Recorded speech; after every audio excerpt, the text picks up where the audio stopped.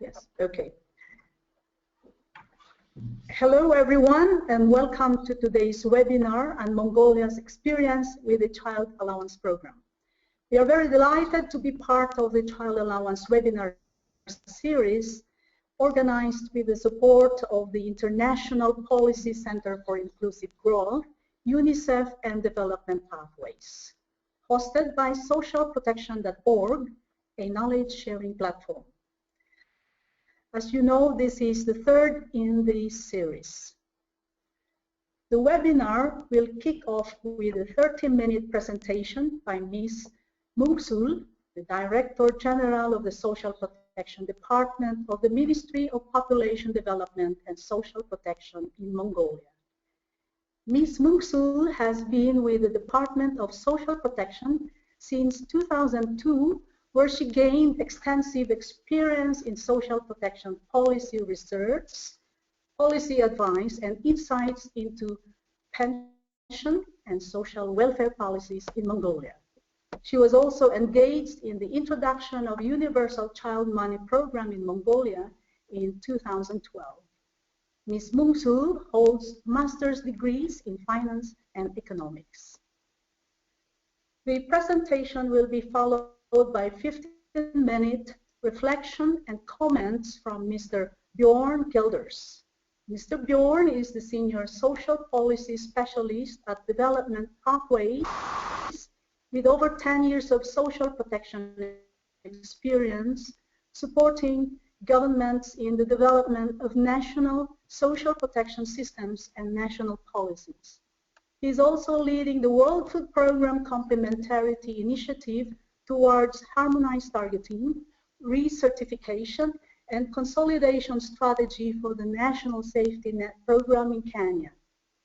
He is also serving as a technical advisor for multi-country research on income security in old age in the Philippines, Vietnam, Thailand, Nepal, and Bangladesh for a master's degree in economics. I am Judith Bruno, the Deputy Representative of UNICEF Country Office in Mongolia, and I will be moderating the Q&A session. In the interest of time, please submit your questions at any time during the webinar using the chat function, and this will be discussed at the end of the webinar. So without much further ado, I would like to call on Ms. Mungsul to deliver her presentation.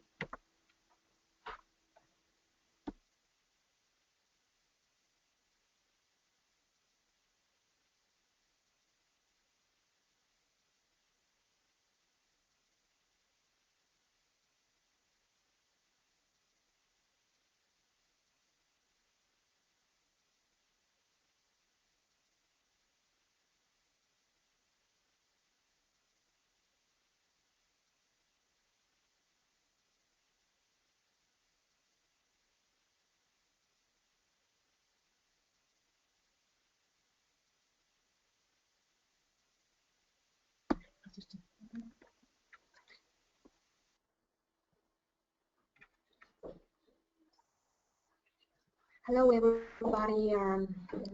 I hope in Mongolia now it's 4 p.m. in the afternoon, so maybe in somewhere around the world it's having a good morning and good afternoon and good evening. So I just wanted to share Mongolian experience on the child allowances. So Mongolia is one of the very few countries that introduced the universal child money.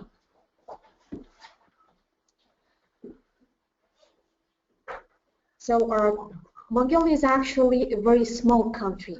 It has a population amount is very small, only 3 million, even though it's a very big country in terms of the territory it has. So, but it's geographically it situates in Central Asia and landlocked country by China and Russia. So the Mongolia is it has a young population country. So 35% of the population is actually children under 18 years old. If you see from the graph, if you see the population pyramid, it looks very nicely shaped pyramids. What we have, this is the figure from the 2013.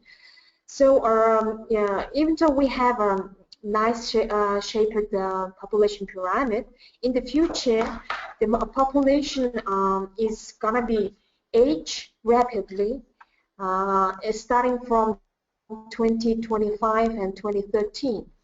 So Mongolia is, we do have a policy to support population growth, and this policies have been reflecting this policy on social protection issues too. So the Mongolia is the first. What I'm trying to say is the child money is one of the measurement which is implemented by the government to promote population growth, and also it's counted as an investment to the child. So Mongolia first started the child money program as a targeted program in January 2005, but it's continued very shortly, 1.5 years, as a form of social transfer. At first, it's initiated as a very small amount, so it was a target, as I told earlier. So only the households who's living below the minimum subsistence level, they will receive the they used to receive a child money, and also but the program is a little bit expanded. If the family households has children 3 or more, they was eligible to receive the child money too. At the same time, we tried to introduce proximity testing approach the first time in Mongolia, and also at the same time it's accompanied by the behavioral conditionality for receipt of the child benefit. For instance, up-to-date vaccination. Is the children is living with the parents or guardians, or is the children is not engaged in harmful forms of child labor, or is children is covered by the school or enrolled non-formal education or something like that. So those are the conditions to give a child money. So only the small portion of the households actually use it to receive child money. It's 10 years ago. And it followed many complaints from the households, and it created some problems during the implementation process. The first, it was proximity testing, where the formula was very flawed, so it was actually couldn't reflect all the households' living standards. So that's why the conditions reduced it only to 2. So the only 2 conditions, and then at the same time, the government decided to stop the proximity testing approach. Because only the actually the very vulnerable or very poor families couldn't have a child money because of the too many company-wide conditions, and also the proximity testing was couldn't work in Mongolia. That's why the government decided to go to the universal child money program, and conditions reduced it only to 2. So one is to live with the parents, or should go to the school or non-formal education. That was the only condition to give a cash transfer. And also at the same time, in 2000, it was actually 2006, after 1 year of implementation of the targeted child money program, government is in the pace of the universal child money program. And also the government introduced the 2 more benefits for newborn children, which is approximately equals to $85 for every children, just once a lifetime, and also for newly married couples benefits is introduced. Its amount was a little bit bigger. It was at that time, so it was $430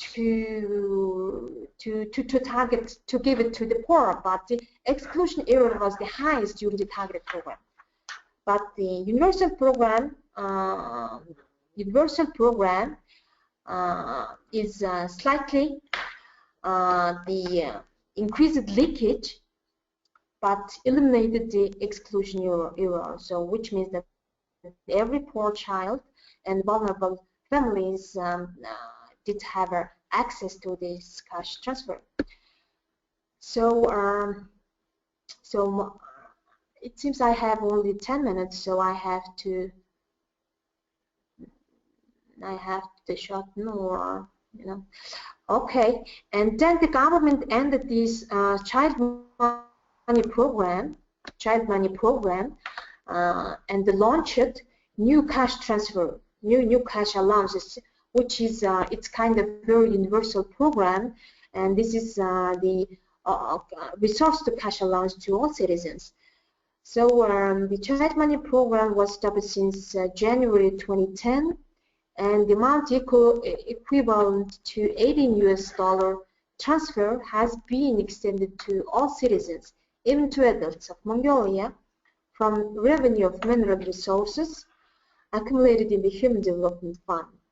So the main reason is actually in Mongolia, in recent years, Mongolia had explored very big copper mining and also the resources in Mongolia. So the foreign investment is boomed in Mongolia. So because of this, the economic growth reached the Mongolia is actually 2 years ago was the world's fastest growing economy we had 2 years ago, but because of the recent 2 years and the commodity price drop in the market, it's influenced into the Mongolia's GDP. That's because of that the economic growth is a little bit slowing down. So when the economy booms, just before the economic booms, the government decided to introduce another universal program, but this is the cash money to everybody, not only the children, but also the adults. But of course, it was a political commitment. So government spent a huge amount of money only for this measurement, but this program has been terminated too since July 2012. So it continued 1.5 years, and the government, we had a parliamentary election in 2012, so new government established and decided to reintroduce universal child money program again. So government issued a resolution to provide monthly cash transfer to all children under 18 years old from the Human Development Fund. So currently, almost every child, so under 18 years old, receiving the child money. So government yearly spent $128 million in annually, so which is around the 1.4% of GDP. And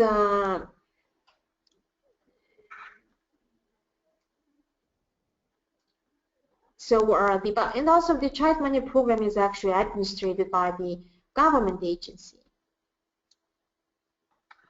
So the implementation, we almost don't have an implementation issue. So we don't put any kind of eligibility criteria. We just only put the criteria to have just a national registration. That's a registration and ID number. That's it.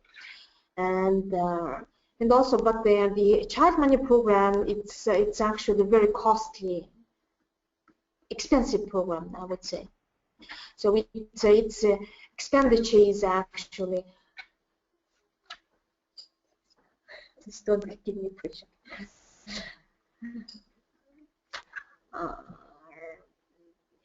and you can see from this table that actually all the social welfare, social assistance programs in Mongolia is actually, it is only 2.7% of the GDP. So half of them is actually from the child money program. So 1.4% for every social welfare transfer is actually of the GDP, but the current Mongolian poverty rate is I think 20%. It's dropping recently, but it was more than 30%. But in the last 3 years it's dropped. So every year it's dropped. Now it's around the 21% according to the last year's statistics. So it's compared to the poverty rate and government expenditure on all the social welfare transfers, I wouldn't say it's not that big. So if we do have a different bunch of the social assistance programs, except for the child money. So if you see the graph, so the social welfare pensions and also the benefits for pregnant and lactating mothers and so on. So what I try to say is, if you see from the bar that you can see that the child money program actually expenditure is the largest share of the total social assistance program expenditure. But the main if you are the last year actually World Bank and Ministry of Population Development and Social Protection of Mongolia, we jointly did the survey on the analysis on the social welfare benefits program designing on, so who's receiving what. So we are it's actually in access, it's the household. So which according to the analysis, the result was that the third of the social welfare benefits actually go to the bottom 20%, you know, which means only the one third is actually receiving go to the bottom 20 quantile. That's bottom 20%. So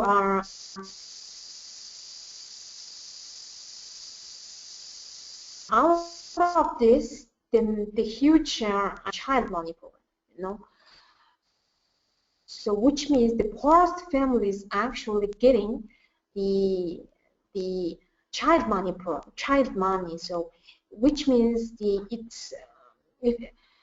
this pink bar actually distributed as almost the equal, but even though if you see from the lowest quantile as child money's recipient is actually more than 16%, while the richest quantile receiving the less than 10%, which means that poor families tend to have a larger number of the children. So they are, since they that's why since you have every child will receive the same amount of the children, the money, so which means that the poor family is actually getting a little bit more benefits because of the number of the children.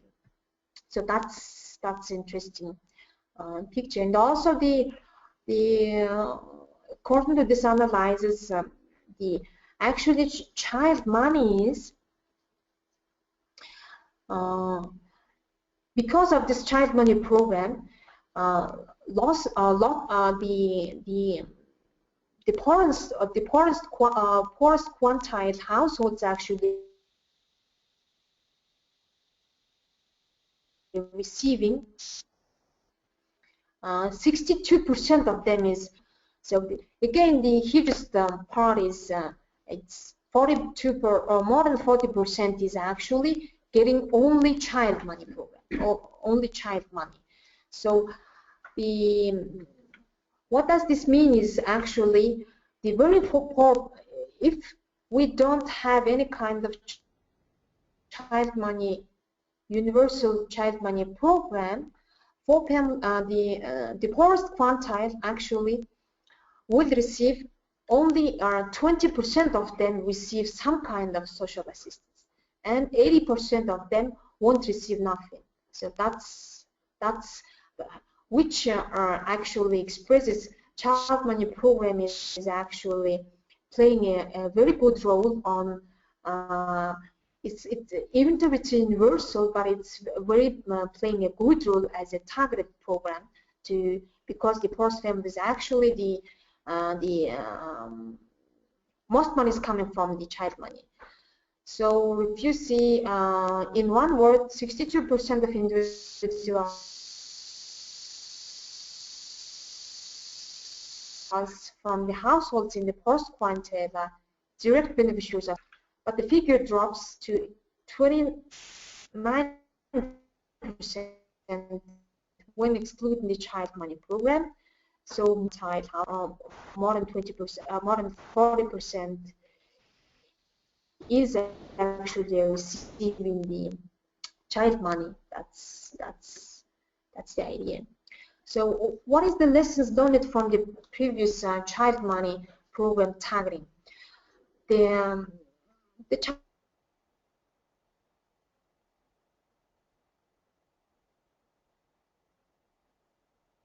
money in Mongolia is started as a targeted conditional cash transfer using the Proximans test in 2005, but it hadn't fulfilled its objectives because the Proximans testing formula used duly formulated, so the formula was not reflected the actual households' social and economic conditions.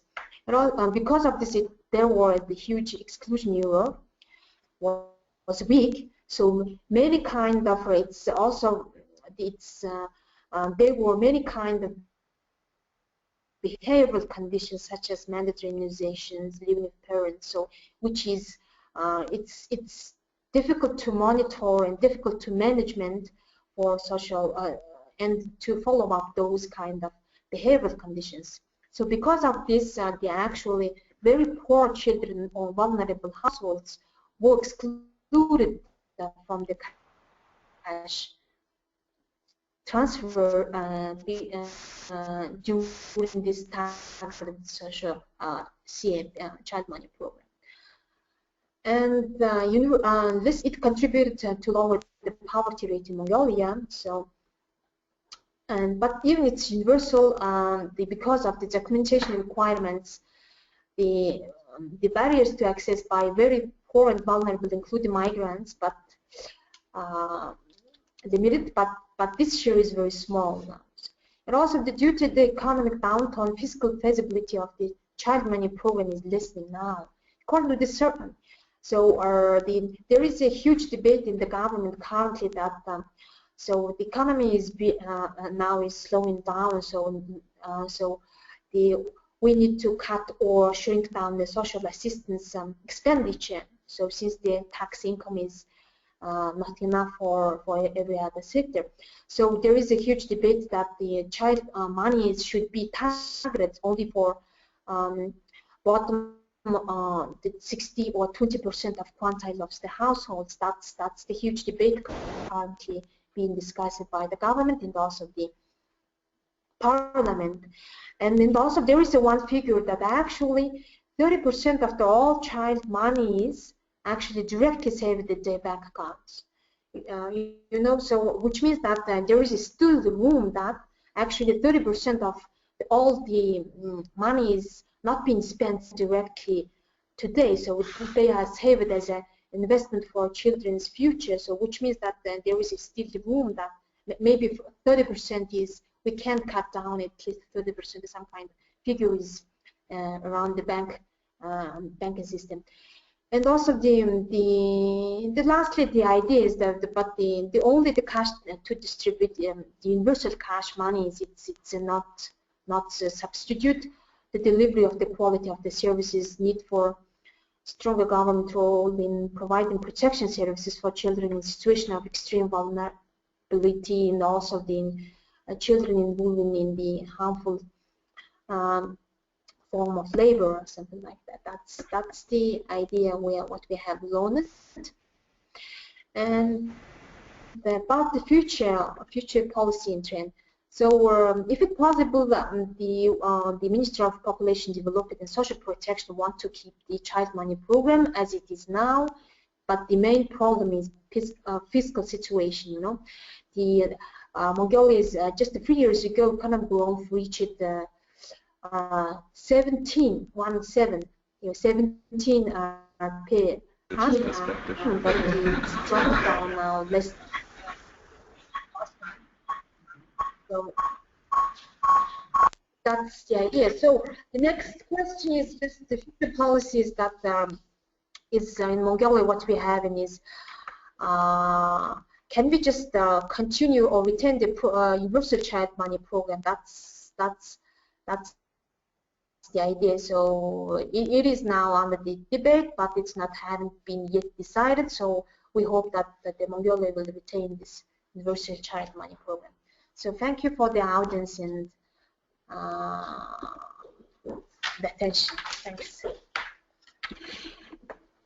Thank you, Mrs. Mungsul, for that very interesting insights on the Mongolia Child Money Program. I welcome Bjorn, Mr. Bjorn Gilders, for his comments and reflections. Bjorn, over to you.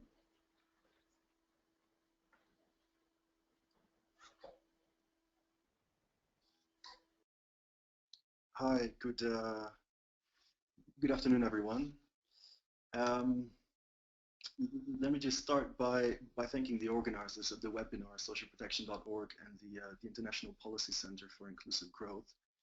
And just to mention that it's a pleasure to be here with you today. It's great to see these new technologies and platforms that enable us to connect with people from all over the world and share good practices and lessons learned from different countries. So as mentioned before, Mongolia's child money program is certainly a very interesting case because it is the only truly universal child benefit in the developing world. Worldwide, close to 1 in 7 countries offer non-contributory child benefits on a universal basis, but those are essentially European and a few other OECD countries. In the developing world, coverage of child benefits is usually restricted to children with parents in the formal sector or to those living in poor households. Globally, we are seeing a positive trend in that more and more developing countries are introducing universal social pension schemes for older people, but that principle of universality is not yet widely embraced when it comes to children. So Mongolia is indeed a rare exception. So the first point that I would like to reiterate is that universal programs are in fact much more effective in reaching vulnerable children than poverty-targeted programs. I'm just trying to share my screen.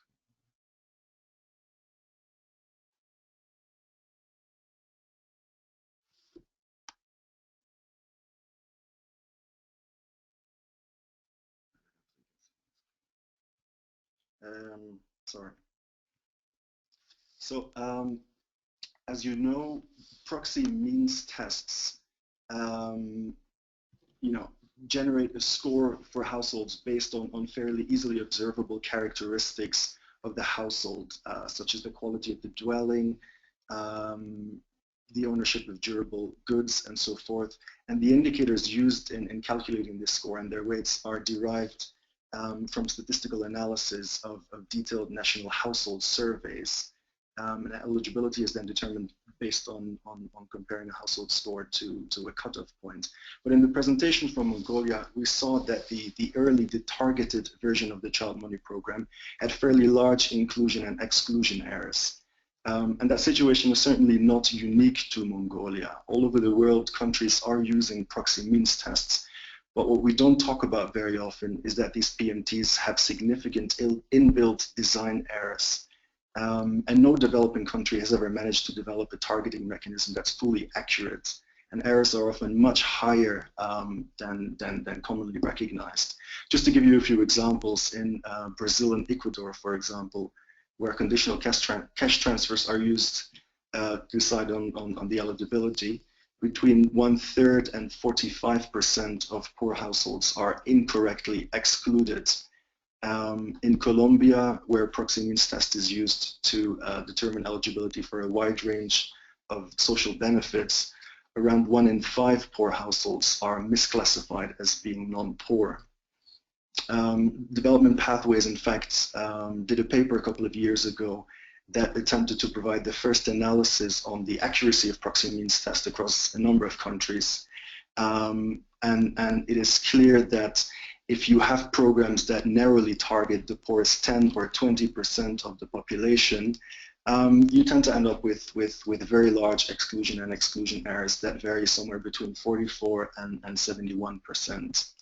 So overall, while proxy means tests are often touted as objective and scientific ways for identifying the poor, the evidence tells us quite a different story. And in fact, there's research from Latin American and African countries that confirm that proxy means tests can generate conflicts within communities as well, because they act as a relatively arbitrary rationing device for selecting beneficiaries, and communities, local leaders and government officials very often don't really understand the results that come out of these proxy means tests. So another issue is that targeting takes place within a context of very volatile incomes and consumption among households, which results in significant churning around poverty lines. So the notion that the poor are a fixed and static group in society is largely an imaginary construct, because people experience shocks, their incomes come up and down, and they can experience quite large fluctuations over short periods of times, which of course makes it very difficult to target them. So just to give you an example, we did some analytical work in Georgia on child poverty fairly recently, based on a national panel survey that tracked the very same households over a 5-year period between 2009 and 2013. Now, even though the national child poverty rate is only estimated to be around 25%, our analysis showed that based on panel data, nearly 70% of children experienced at least 1 year living below the poverty line. And similar statistics are available for other countries in the world that have conducted panel surveys. So it is quite clear that the vast majority experience very high levels of vulnerability and insecurity, and that social policy needs to be designed to respond to this dynamic nature of household well-being. But obviously, proxy means tests suffer from the challenge that they can only estimate static poverty, and they can't really be responsive to changes in household well-being. So if a family falls into poverty because of a crisis, unless it dispenses of its assets, which will effectively undermine its long-term recovery, the proxy means test will not predict that such a household is poor. So a targeting mechanism that first requires families to divest themselves of their assets before they can become eligible, in fact, makes relatively little sense. On the other hand, universal programs such as the one that is being implemented in Mongolia, they do prevent people from falling into poverty as well, because it reaches even those that are above the poverty line. Now, the second point I wanted to make today is that the history of Mongolia's Child Money Program teaches us a lot about the so-called political economy of social protection, and that different organizations often have very different ideological views on the role of social protection. The reforms of the Child Money Program led to significant heated debates between the government of Mongolia and its development partners, particularly on the issue of targeting. From these debates, it's clear that there are two very opposing perspectives. So, on the one hand, we have the international financial institutions who consistently stress the need to narrowly target the poor as a way of rationalizing public expenditures. So if you look at documents and reports from the World Bank, the International Monetary Fund, the Asian Development Bank from the last couple of years, you will see that every one of them recommends that the government of Mongolia removes the principle of universality and instead reintroduces proxy means testing. And we're seeing a similar push from the international financial institutions in other countries that have universal programs such as Nepal, Lesotho, and Mongolia. Now, on the other hand, we have organizations such as the United Nations Children's Fund, UNICEF, and the International Labour Organization, ILO, that have argued strongly in favor of the universal child benefit, pointing out that universality resolves most of the exclusion errors that are inherent to the proxy means test, and it strongly reduces child poverty as well. They tend to recognize that cost is an important consideration, but rather than restricting coverage to just the poorest, they usually recommend that the value of the benefit is kept at a more affordable level. Now, as we've heard today, the truth is that income targeting is unpopular in Mongolia. It's widely seen as being unfair on the grounds that it discriminates by excluding some children. And political parties introduced the universal child grant as a way of gaining electoral support, as a way of sharing the wealth from the natural resource boom and strengthening the social contract between the state and its citizens. And it's also much easier to implement and more effective at reducing poverty. So as a result, proposals to reintroduce means testing have been rejected by Parliament over the past couple of years. Though, as we saw in the presentation, it will be interesting to see what happens when the new budget for 2016 is presented. And then to conclude, I'd like to make one final point around affordability, and that is that universal child benefits can be affordable not just for developed countries, but also for low and middle income countries. The International Labour Organization recently calculated that the universal child benefit would cost, on average, 0.9% of the aggregated gross domestic product, the GDP, of 57 low and middle income countries. So to put that in perspective, that is equal to only 0.5% of what the G20 countries used to bail out the financial sector in 2009. So it's really a question of political rather than technical choices. And let's also not forget that universal programs have massive economic benefits because of the multiplier and spillover effects to the community and the wider economy. They're also quite effective at generating positive economic stability by mitigating swings in economic cycles and by creating much more economic independence among the population. And in virtually every ranking of countries in the world based on social and economic measures, those societies that have strong universal welfare states always come out on top. So I'll leave it at that for now. I look forward to engaging in a fruitful discussion, and I'll hand the floor back to Judith. Thanks.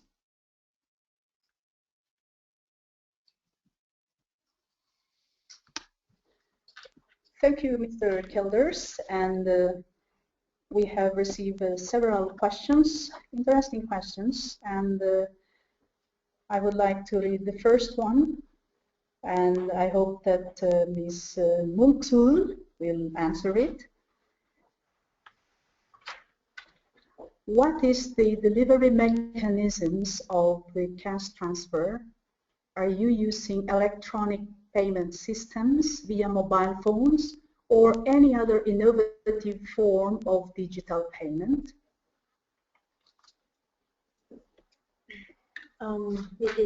Yes, so actually I received several questions, so I just wanted to answer two questions unified, around, okay, the first is actually the Judith is already read, and the second is it's also the related to the beneficiary registration. So since it's a program is universal, so we actually use it a very interesting approach. So you don't need to go you don't need to see the social officer in order to a social officer because it's universal. You can go to any kind of branch of the banks and apply.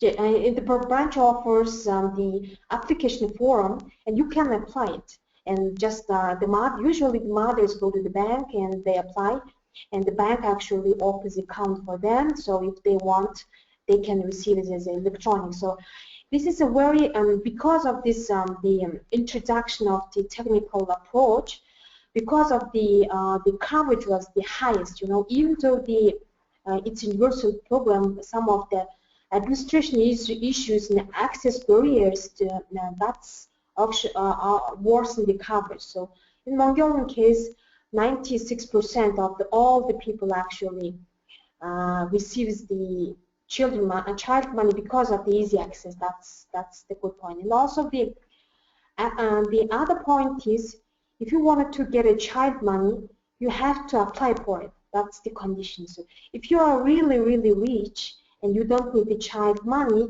you don't need to go for apply. So actually 4% of the children actually don't apply for the child money, so it's just the same for every year. That's so only 3 or 4% is don't apply because they don't need it.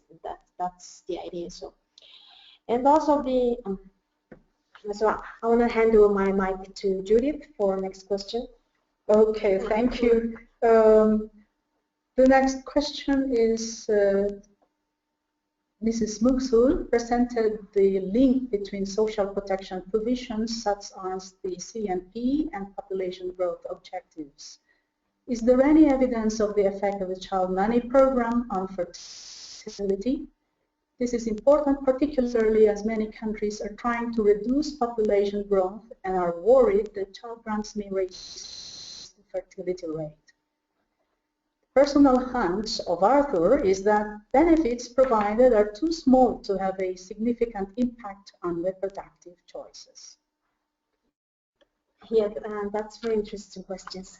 Yes, is really child money actually impacting on the growth of the population? That's yeah, I would say it used to impact on the reproductive choices, especially in the countryside. You know, Mongolia, we did have a very controversial culture. We do have. So in the countryside, actually, the families tend to have a larger number of the children. So actually, to raise the children in the countryside, I would say the marginal cost in every child is actually reduces when the number of the child is increases. There were because of the just the 10 or 1 decade ago, the poverty rate used to be more than 36 or 37, so more almost 40%. You know, so at that time poverty rate was high, so very poor families are willing to have another child to have access to the cash transfer. That was true.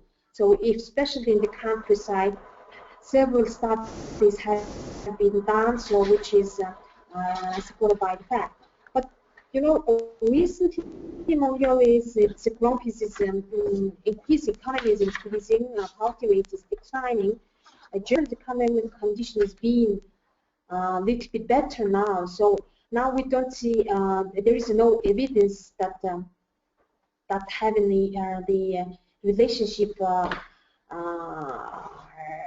But if you see the actual recent years, the correlation and the number actually last year was the we did have the generally Mongolia annually we do have 50 to 60,000 newborn, but the last year we did have almost more than 90%, 90,000 newborn, which is increased very sharply during the last few years. But it's not we don't have any kind of evidence. It's not because of the child money, but the main the feature is because of the younger population is number of the women who can inactive both I don't know the statistical name, but the number of the women who can have who can give a birth to a child it's the largest at the moment in Mongolia. So that's the idea.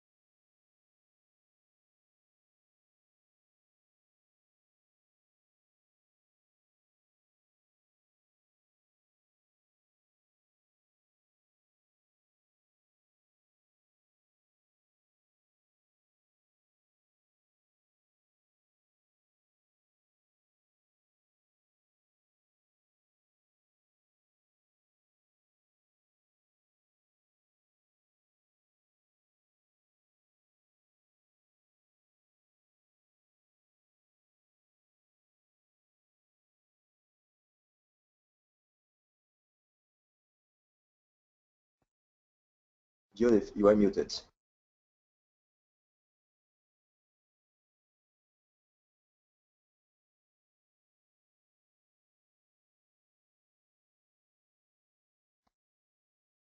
Judith, please turn on your microphone. We can't hear you.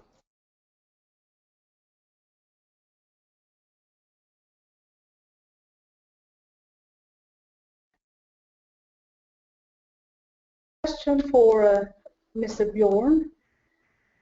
In a context of limited state resources and large population with high poverty rates, countries see that they must start somewhere, not with universality. In terms of trying to ensure impact for children, what would be a sensible approach? And what is your take on the impact of cash transfer for families with children under 2 on fertility?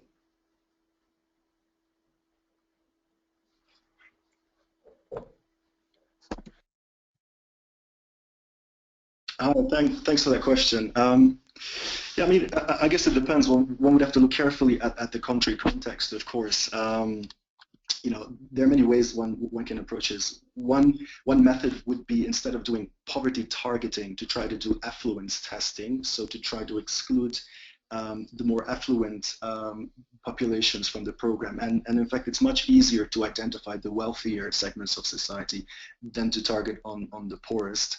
Another approach could be to follow a more demographically targeted approach. So, for example, by initially only giving the child benefit to young children under 5 years of age, for example, and then over time, as fiscal space becomes available, trying to gradually expand the program. And that's in fact the approach that has been taken in countries like South Africa. But I think, I mean, it's important to understand the political economy context as well, because if you very narrowly target the poor, very often it ends up being a poor program, because when middle classes are not involved, they're often not willing to continue to pay taxes for programs that they perceive you know, not benefiting them. So by trying to expand the program a little bit to also include the middle classes and the more affluent segments of society, you are in fact generating political pressure to try to improve these programs, both in terms of delivery as well as you know, the level of benefits and coverage over time. Thanks.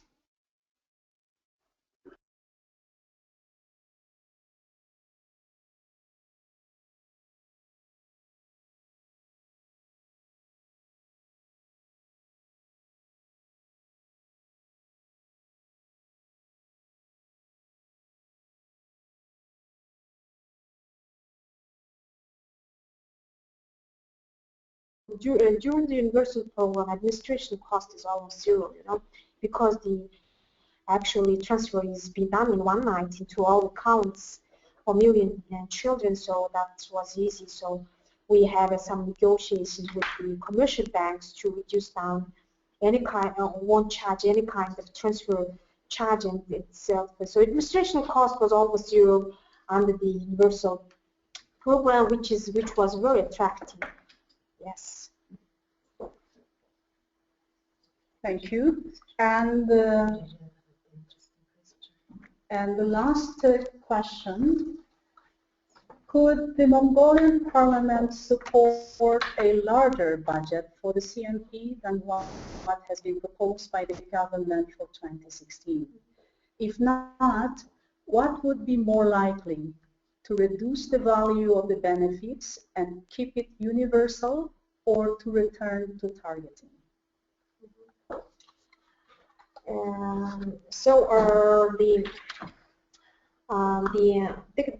I think it's not a feasible count enough for the government to think about increasing the amount of the child money. So at least for us is our objective is to keep it as it is now, to keep it as it the top budget, the same amount of child money.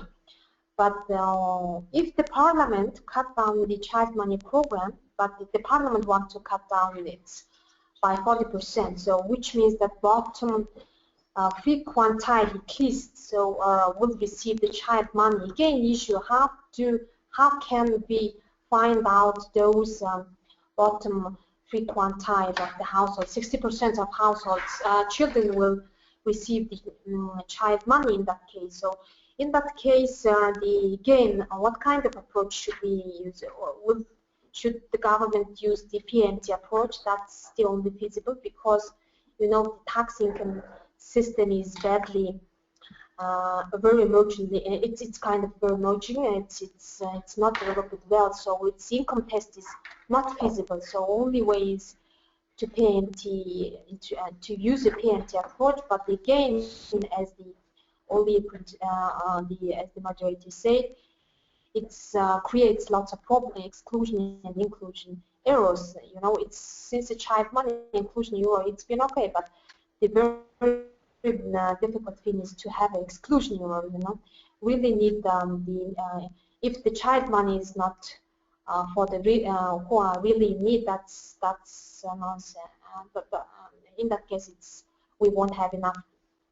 The quality of program will decrease. That's the idea. So, but I think the government, the parliament won't approve the cut budget. So I hope that, but I'm not sure. So. Okay, thank you very much, and thank you for those who have sent questions.